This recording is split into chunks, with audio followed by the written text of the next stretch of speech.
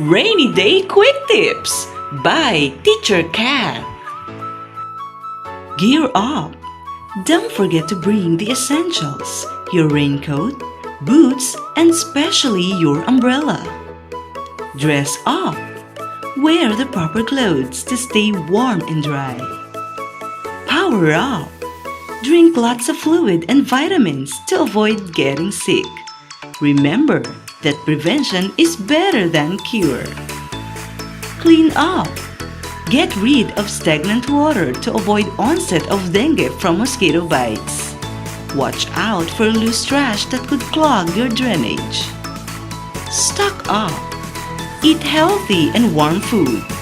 A hot cup of chocolate is best during the rainy season.